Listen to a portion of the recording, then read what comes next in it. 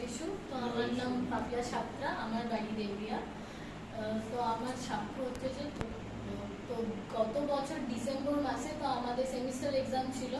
আমি নিজে একজন, আমার পিসিওএস-এর প্রবলেম আছে, তো যার কারণে ওই পিরিয়ডসের সময় প্রচুর সমস্যা, এত যন্ত্রণা হয়, মানে থাকতে পারা যায় না, তো খুব কষ্ট পাই। তো আমি পরীক্ষার সময় দিদিভাইকে ফোন করি যে দিদিভাই এরকম এত পেটে যন্ত্রণা হচ্ছে আর মাথা যন্ত্রণা হচ্ছে, আমি থাকতে পারছি না, এত কষ্ট হচ্ছে। তো দিদিভাই আমাকে প্রার্থনা দিতে বললো যে চিন্তা করছে, আমি প্রার্থনা দিচ্ছি আর প্রভুকে স্মরণ করে দেখবি সঙ্গে সঙ্গেই তোর পেটের যন্ত্রণা উদ্ধার হয়ে যাবে।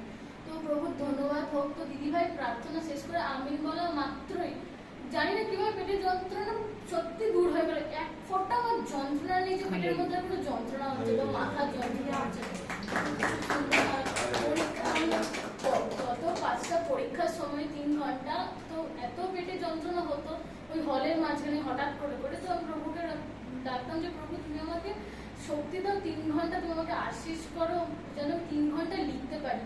তো এরকম তো 2টো পরীক্ষা ভালোই হয়নি। তো আমি এসে দিদিভাইয়ের কাছে খুব মন খারাপ করে বলি যে জানো আমার পরীক্ষাগুলো ঠিকভাবে হয়নি। তো দিদিভাই আমাকে তখনও বলে যে তুই চিন্তা করিস না, প্রভুকে স্মরণ কর, দেখবি খুব ভালো ফলাফল হবে। তো খুব ধন্যবাদ করি প্রভুকে। এই বছর মার্চ মাসে যখন আমাদের রেজাল্ট বেরোলো, তো প্রভু ধন্যবাদ করি। তো আমি নিজেও রেজাল্ট দেখে অবাক যে যেই 2টো মানে হয়নি ভালো, সেই 2টোই বলছি খুব ভালো। আমার 80%-এর ওপরে নাম্বার এসেছে। হালেলুয়া। আমি দেখে ফিরে বলি তো দিদিভাইকে জানাই, তো দিদিভাই বলে যে এরকম ভাবে এগিয়ে যাও। তো এইবারেও পরীক্ষার সময় তো খুব এরকমই কষ্ট পাই। তো দিদিভাই আমাকে প্রার্থনা দিতে তো সঙ্গে সঙ্গে তো সেই ব্যথা গায়ে, তো তার ফলাফল এখনো আসেনি। তো আমরা প্রভুর ওপর সেই ভার ছেড়ে দিলাম। আরও একটা সাক্ষ্য হচ্ছে যে আমাদের হোস্টেলেরই তো এই কিছু টাকা পয়সা নিয়ে তো দিয়ে বাড়ি চলে এসেছি। এবার যাওয়ার পর বলছে যে না তুমি টাকা দাও, তুমি টাকা কিছুতেই দাওনি। তো এই নিয়ে অনেক মানে তর্কাতর্কি হয়। হয়তো আমি প্রভুর কাছে এসে জানাই যে প্রভু তুমি তো জানো আমি তো টাকা দিয়েই বাড়ি গেছি।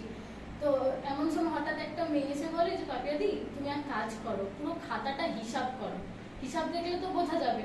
তো প্রভুকে তো সেই মিটিংয়ে যাওয়ার আগে তো প্রভুকে তো আমি প্রার্থনা করলাম যে হে প্রভু তুমি তো জানো আমি টাকা দিয়ে গেছি, আমি যেন ওই মিটিংয়ের ওখানেই যেন প্রমাণ হয় যে আমি টাকা দিয়েছি এবং আমি সঙ্গে সঙ্গে তোমার জন্য গৌরব করতে পারি। তো আমি আমার জন্য এবং আমার নিজের রুমমেটের জন্যও প্রার্থনা করে গেছিলাম যে ওরও এরকম ওকেও দোষারোপ করছিল। তো প্রভু ধন্যবাদ হোক, যখন হিসাব করলো হিসাবে 1200 টাকা বেশি হলো, অথচ খরচা মানে কোথাও বাকি নেই, কিন্তু 1200 টাকা খরচা আছে। কিন্তু তাহলে সেই 1200 টাকা তখন ও বললো যে না না দিয়েছিলে তোমরা, তখন ও স্বীকার করলো নিজের ভুলটা। তো প্রভুর ধন্যবাদ হোক। তো আমি সঙ্গে সঙ্গে সে প্রভুকে ধন্যবাদ দিলাম যে প্রভু তোমার ধন্যবাদ।